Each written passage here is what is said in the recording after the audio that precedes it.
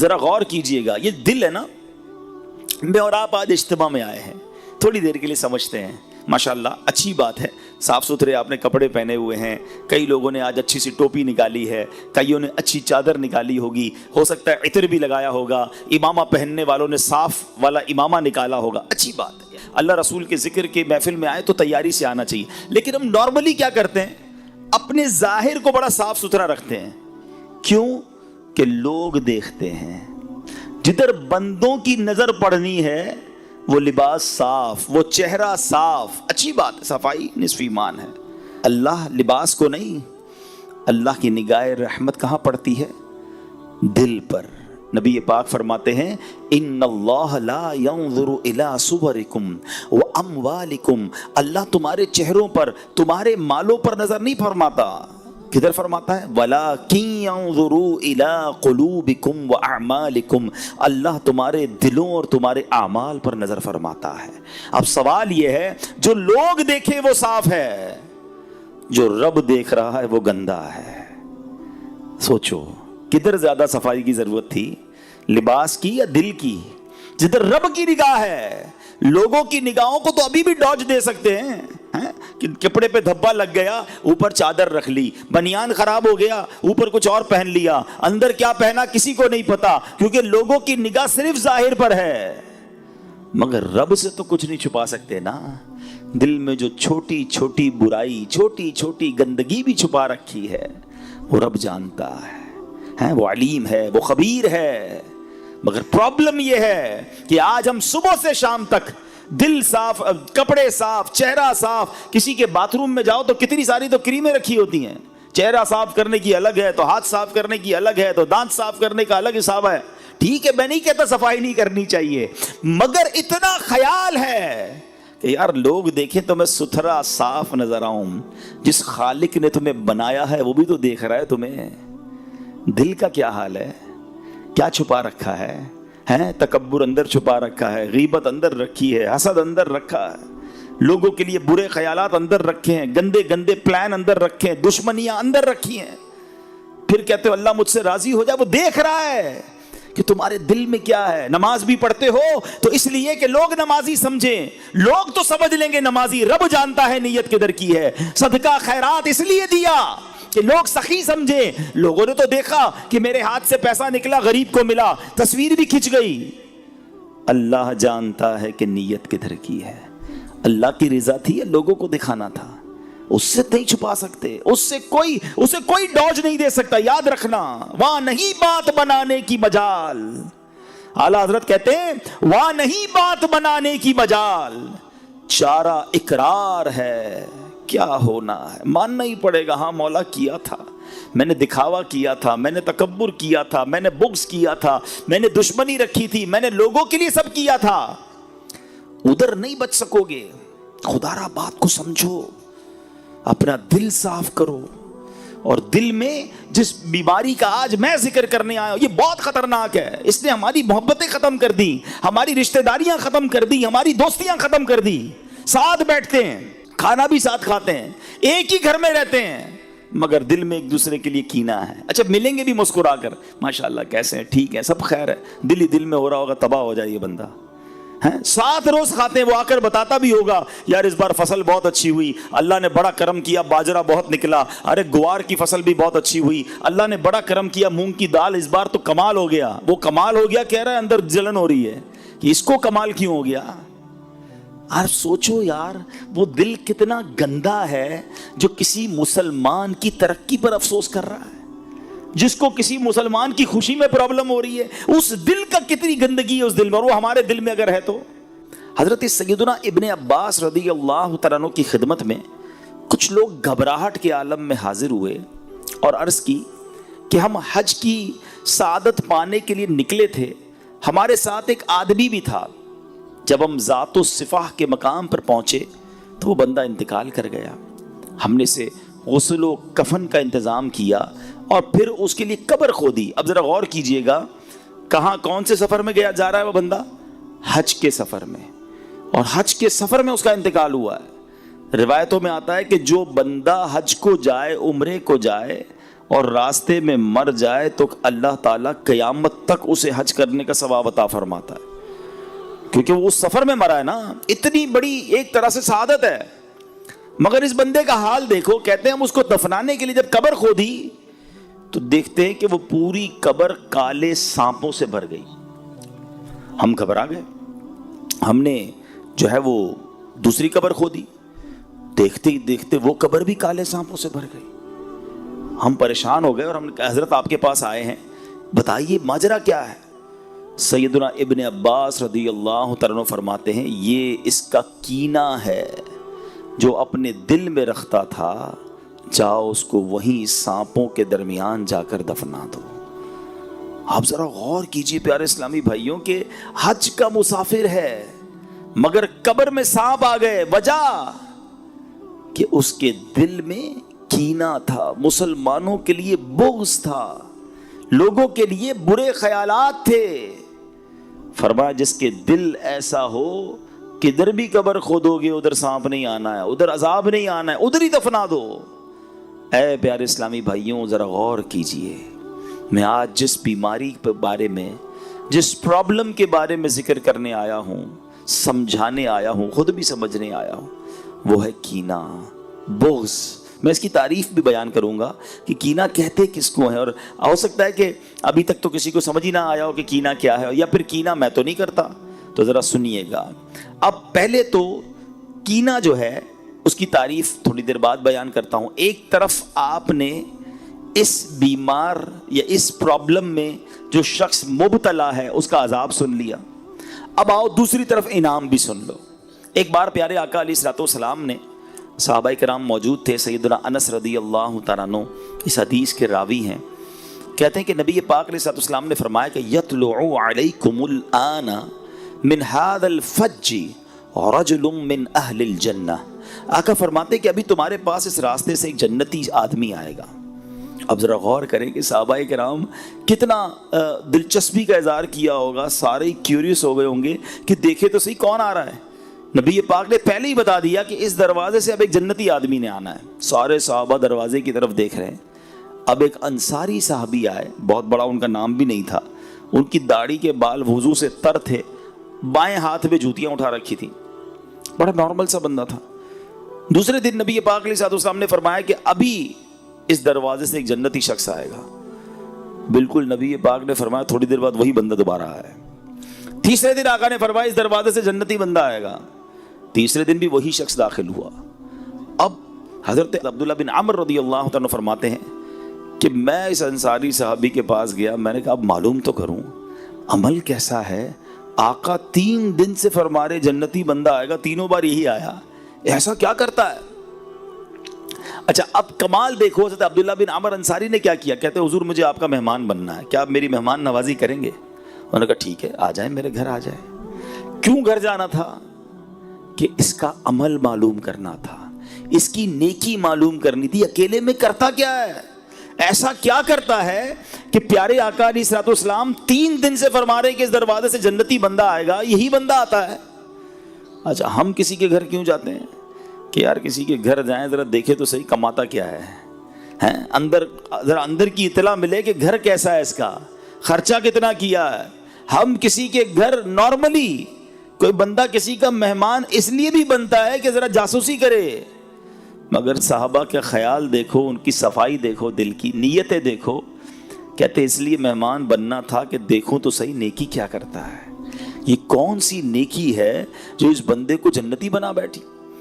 کہتے میں 3 دن اور 3 راتیں اس بندے کے گھر میں رہا. میں نے کوئی خاص عمل نہیں دیکھا، نارمل وہی نماز، ہم بھی نماز پڑھتے تھے، وہ بھی نماز پڑھتے، وہ بھی جناب ذکر اللہ کرتے تھے، ہم بھی کرتے. کوئی ایکسٹرا آرڈنری کام تو میں نے نہیں دیکھا.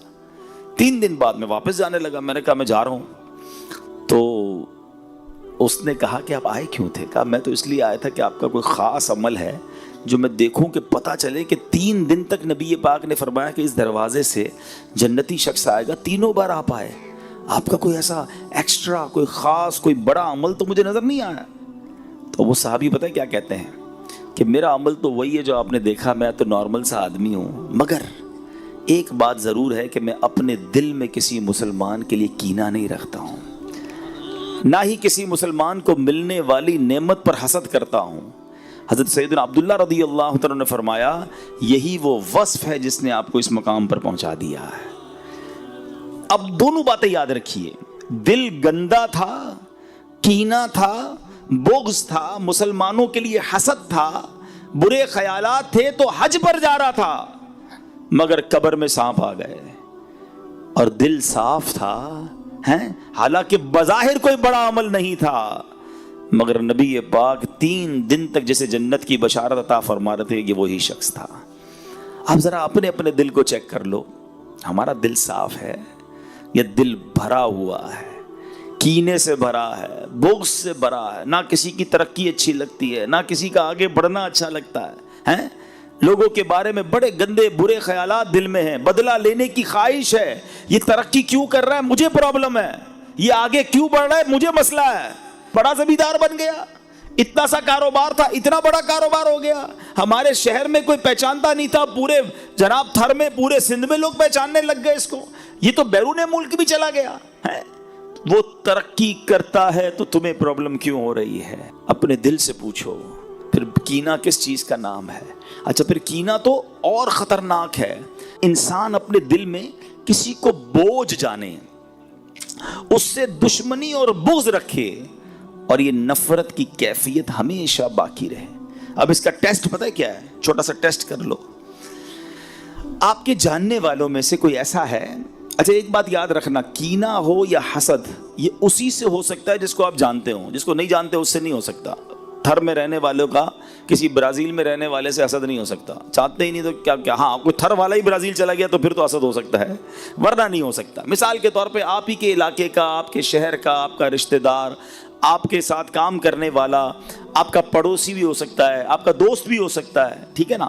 اب آپ غور کریں کہ آپ کے جاننے والوں میں سے کوئی ایسا ہے کہ جب اس کی تعریف آپ کے سامنے ہوتی ہے نا تو آپ کو تکلیف ہونا شروع ہو جاتی ہے، یار کوئی اور بات کرو نا بھائی، اس کا ذکر کیوں کر رہے ہو، کوئی اور بات کرو، اور جی چاہتا ہے کہ کسی طرح موقع ملے تو میں اس کو نقصان پہنچاؤں۔ معذرت کے ساتھ یہ جو انٹیریئر کے ایریاز ہیں نا، اندرون کے جو علاقے ہیں، تھر بھی ہے اس میں، سندھ بھی ہے، پنجاب بھی ہے، بلوچستان بھی ہے، خیبر پختونخوا بھی، بدقسمتی یہ ہے کہ یہاں دشمنیاں پالی جاتی ہیں اور برسوں دشمنیاں رکھی جاتی ہیں، بچوں کو بھی بتایا جاتا ہے کہ فلاں خاندان ہمارا دشمن ہے۔ بتاؤ یار، کیا اسلام اس لیے آیا تھا؟ میرے آقا تو دشمنیاں مٹانے آئے تھے نا، نبی پاک نے تو فتح مکہ کے بعد خون کے پیاسوں کو بھی معاف کر دیا تھا، اور آج مسلمان کو معاف کرنے کے لیے تیار نہیں ہے۔ اور اگر آپ سٹارٹ دیکھیں تو کسی چھوٹی سی بات سے یہ معاملہ شروع ہوا ہوگا اور اب تک نہ جانے کتنے لوگ قتل ہو چکے ہوں گے، لیکن احساس نہیں ہے۔ پھر کینہ اور کس شے کا نام ہے کہ تم دشمنی رکھتے ہو دل میں؟ پھر سوچ لو کہ یہ کہیں بیماری ہمیں قیامت کے دن مروا نہ دے، قبر میں سانپ اور بچھو نہ آ جائے۔ حدیث پاک کا مضمون ہے کہ کچھ بیماریاں ایمان مونڈ دیتی ہیں۔ ایمان مونڈنے والی بیماری کون سی ہے؟ فرمایا اس میں کینہ اور حسد بھی ہے، جو انسان کا ایمان برباد کر دیتی ہے۔ خدارا اس وبا کو نکالیے۔ نبی پاک فرماتے ہیں ان قریب میری امت میں پچھلی امتوں کی بیماریاں آ جائیں گی۔ صحابہ کرام نے عرض کی حضور پچھلی امت کی بیماریاں کیا ہیں؟ تو آقا نے فرمایا تکبر، اترانا، ایک دوسرے کی غیبت کرنا، دنیا میں ایک دوسرے پر سبقت کرنے کی کوشش کرنا، بغض رکھنا، بخل یعنی کنجوسی کرنا، یہاں تک کہ وہ ظلم میں تبدیل ہو جائے، پھر فتنہ و فساد بن جائے۔ یہ پچھلی امتوں کی بیماریاں تھیں، مگر آج ہمارے اندر بھی ہے، چھوٹی چھوٹی بات پر دشمنیاں پالی ہیں۔ اور یہ جو حسد ہے نا، یہ تو اتنا برا عمل ہے، اتنا برا عمل ہے۔ میں ذرا ایک سوال پوچھنا چاہتا ہوں، آپ کو اندازہ ہو جائے گا کہ حسد ایکچولی کتنی بری چیز ہے۔ مجھے بتاؤ شہرت دینے والا کون ہے؟ سب مل کر جواب دیں گے۔ دولت دینے والا کون ہے؟ ارے اللہ کا نام لے رہے ہو، زور سے لے لو نا۔ دولت دینے والا کون ہے؟ شہرت دینے والا کون ہے؟ اولاد دینے والا کون ہے؟ عزت دینے والا کون ہے؟ روزی دینے والا کون ہے؟ جب سب دینے والا اللہ ہے، اور اگر وہ کسی کو دے رہا ہے تو تمہیں پرابلم کیوں ہو رہی ہے؟ کبھی سوچا یہ حسد کتنا برا عمل ہے کہ جس کو رب دے رہا ہے تمہیں اس میں پرابلم ہے؟ اصل میں جو حسد کرنے والا ہے نا، وہ اللہ پر اعتراض کرتا ہے کہ اللہ اس کو کیوں دیا، مجھے کیوں نہیں دیا؟ یہ ڈائریکٹلی رب پر اعتراض ہے. اور دنیا میں جو سب سے پہلے گناہ ہوئے تھے نا، ان میں سے سب سے پہلے جو گناہ ہوئے وہ یہی تو تھے. حسد تھا، تکبر تھا. کیوں قابیل نے حابیل کو قتل کیا تھا؟ حسد تھا. کیوں شیطان نے حضرت آدم کو سجدہ نہیں کیا؟ حسد ہی تو تھا، تکبر ہی تو تھا. یہ سب سے پہلے اس دنیا میں ہونے والے گناہ ہیں. مگر آج مسلمانوں کے اندر بھی حسد اور کینہ آ چکا ہے. حسد ہے کیا؟ حسد کہتے ہیں کہ کسی کو نعمت ملے نا تو بندے کو یہ تکلیف ہو کہ یہ نعمت اس سے چھن کر مجھے مل جائے، اور اگر مجھے نہ ملے تو کم از کم اس کی تو برباد ہو جائے. آپ سوچیں یہ کتنا برا عمل ہے، کتنا گندا ہے وہ شخص جو یہ سوچتا ہے کہ کسی مسلمان کو بربادی ہو جائے. ایک بات یاد رکھنا، جو دوسروں کا برا سوچتا ہے نا اس کا خود ہی برا ہوتا ہے. کوئی کسی کا بگاڑ نہیں سکتا. ہاں، حسد کرنے والا جلتا رہے گا، کم کسی کا کچھ نہیں کر سکے گا. جو اس کے نصیب میں ہے اس کو مل کر رہنا ہے. ساری دنیا مل کر کسی کو نیچے کرنے کی کوشش کرے نا، اور اللہ نے عزت رکھی ہے تو کوئی نیچے کر نہیں سکتا. اور ساری دنیا مل کر کسی کو اٹھانے کی کوشش کرے اور نصیب میں ذلت لکھی ہے تو کوئی اس کو بچا نہیں سکتا. وَتُعِزُّ مَن تَشَاءُ وَتُذِلُّ مَن تَشَاءُ بِيَدِكَ الْخَيْرُ. اللہ جسے چاہے عزت دے، جسے چاہے ذلیل فرمائے، وہ اس کی شان کے لائق ہے. ہم اور آپ کون ہوتے ہیں؟ لیکن یہاں پرابلم ہے، ہمارا دوست آ کر ہمیں کہے کہ سائیں نیا گھر لیا ہے، آئیے آپ کی دعوت ہے. جائیں گے اس کے گھر پہ بریانی بھی کھا کر آئیں گے، اور جیسے ہی باہر نکلیں گے پھر کہیں گے 2 نمبر کے پیسوں سے گھر بنایا ہے. سوچئے کتنا برا دل ہے کہ تمہیں کسی کی خوشی میں پرابلم ہے. کوئی بندہ آ کر کہنا ہے نئی موٹر سائیکل لی ہے، اچھا ماشاءاللہ دکھاؤ تو صحیح، مٹھائی کب کھلاؤ گے؟ مٹھائی بھی کھا لیں گے. جیسے ہی جائے گا کہیں گے یہ چوری کے پیسوں سے لی ہے، سود کے پیسوں سے لی ہے.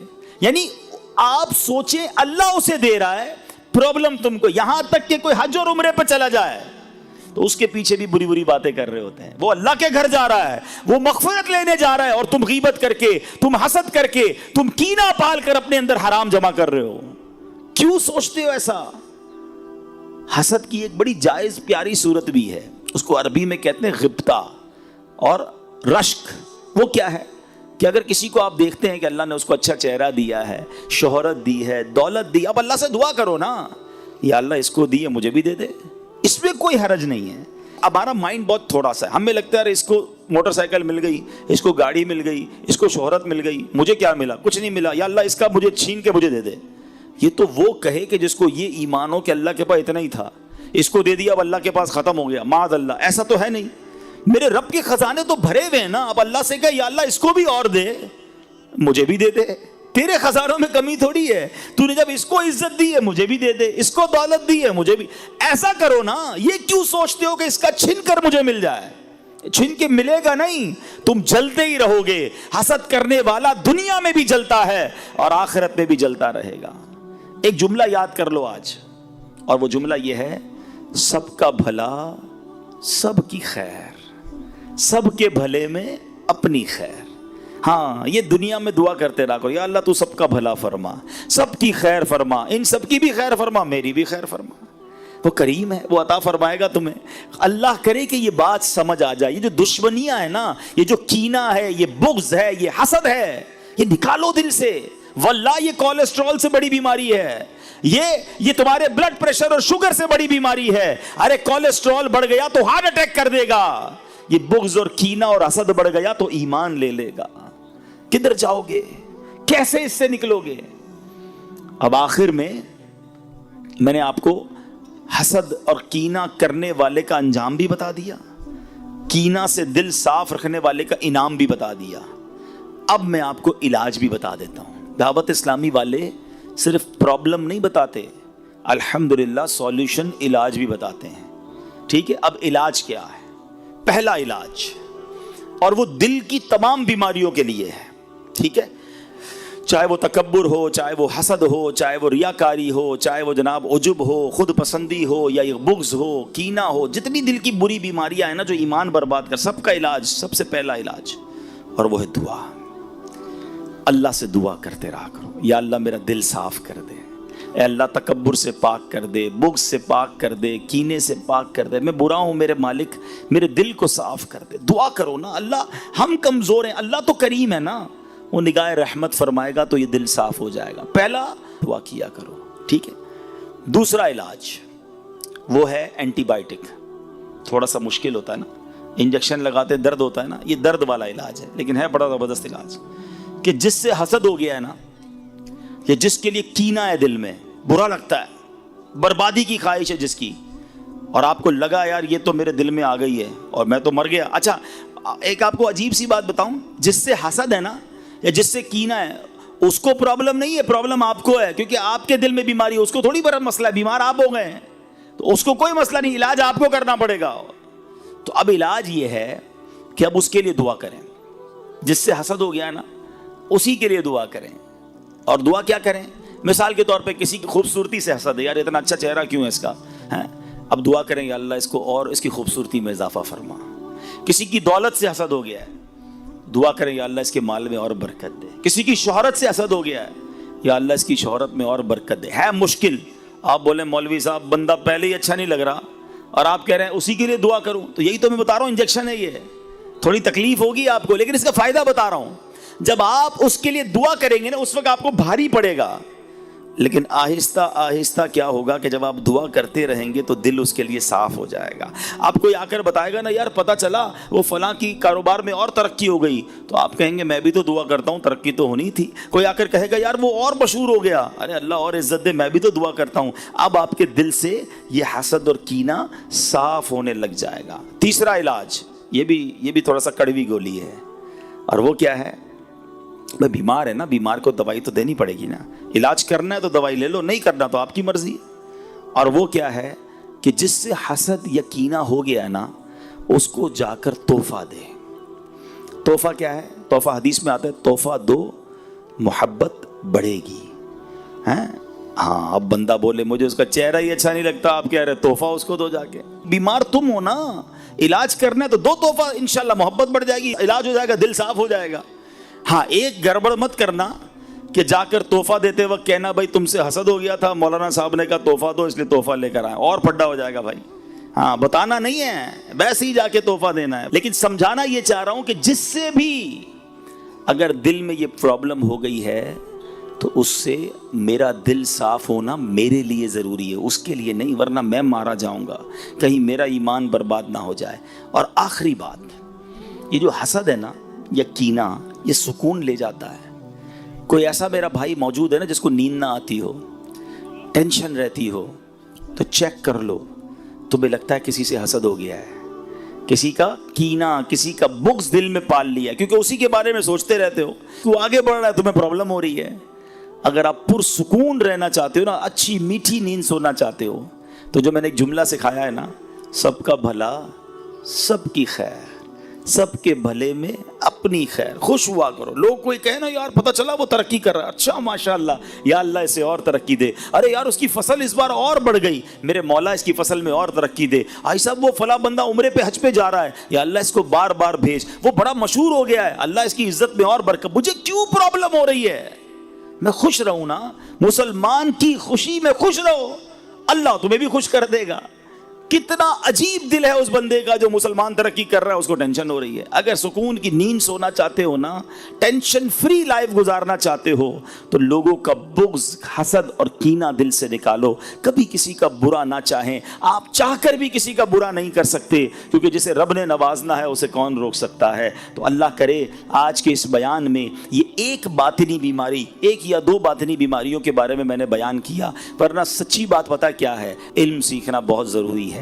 ہمیں شاید جسمانی بہت ساری بیماریوں کے بارے میں پتہ ہے, مگر یہ جو دل کی باطنی بیماریاں ہیں نا, جو ایمان برباد کر دیتی ہیں, ان کے بارے میں جاننا بہت ضروری ہے. تکبر ہر دوسرے آدمی کے اندر نظر آتا ہے, وہ کیا ہے, اس کی تعریف کیا ہے, اس سے بچا کیسے جا سکتا ہے, ریاکاری کس کو کہتے ہیں, خود پسندی کسے کہتے ہیں. تو ایسی بہت ساری بیماریاں ہیں. تو میں گزارش کروں گا کہ دعوت اسلامی کے اجتماعات میں آتے رہیں, ہمارے مکتبۃ المدینہ کی کتابیں خرید کر پڑھیں تاکہ پتہ چلے کہ یہ بیماریاں کیا ہیں. ایک کتاب کا نام بھی بتا دیتا ہوں, اس کتاب کا نام ہی یہی ہے, باطنی بیماریوں کے بارے میں معلومات. ایک ہی کتاب میں بہت ساری باطنی بیماریاں ڈیٹیل کے ساتھ لکھی ہیں. خدا را پڑھیے, ایک دوسرے کو یہ تحفے میں دیجیے, کتابوں کا تحفہ دینے کا رواج ڈالیں تاکہ علم پھیلے. کسی کو کتاب دیں گے, وہ خود پڑھے گا تو بھی آپ کو ثواب ملے گا, وہ کسی اور کو دے گا پھر بھی آپ کو ثواب ملے گا. تو ہمارے تحفے بھی ایسے ہونے چاہیے جو صدقہ جاریہ والے یا آگے رہنے والے یا آگے بڑھنے والے ہوں. اللہ کرے کہ ہم سب اپنے دل کی صفائی کرنے میں کامیاب ہو جائیں.